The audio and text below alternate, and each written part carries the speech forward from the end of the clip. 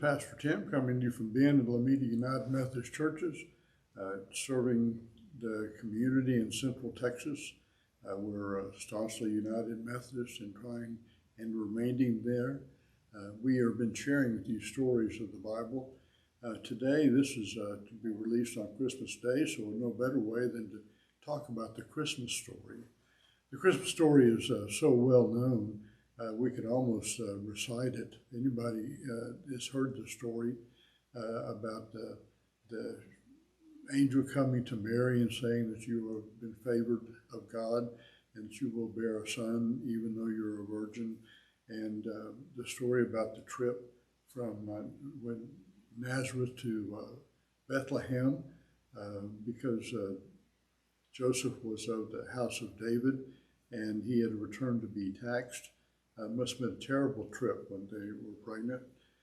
But then we know the story about the baby being born, which was in the barn because there was no room for them in the inn.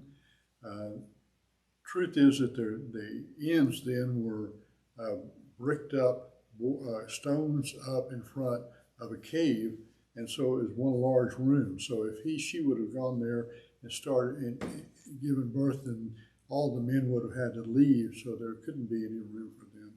So they had to bed down with the animals. And they were born, and the angels appeared, and she came to the shepherds.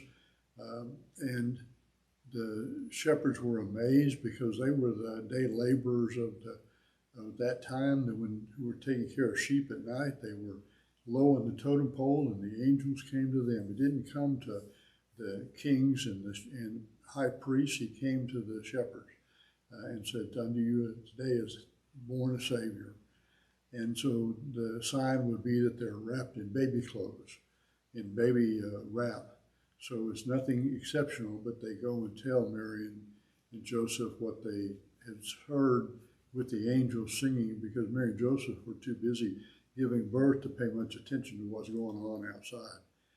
But it helps to compare that story, this well-known story, with other stories of the scriptures of the birth. Mark does not include a birth story. And so that may be because he was written first. That book was written first, and he didn't have that material yet. Matthew does use the birth story, but he takes a very different approach. He says that the angel of the Lord came to Joseph because he had found out his wife was pregnant and he was going to divorce her.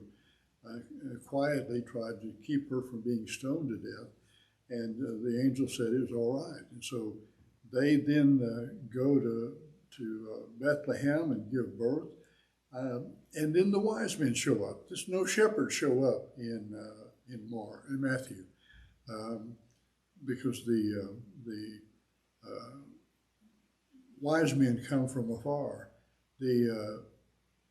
The idea is of Matthew is that Jesus is doing something for the whole world, so the whole world is included, and that's the reason why the Magi show up.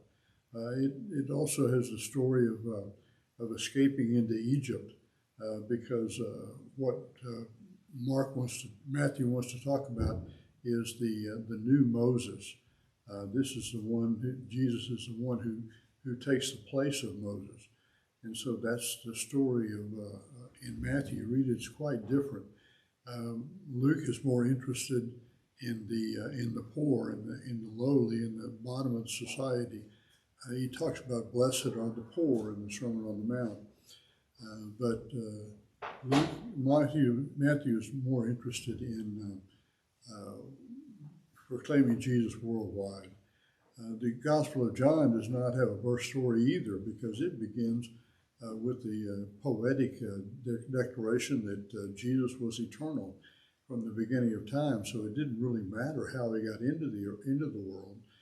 He just came.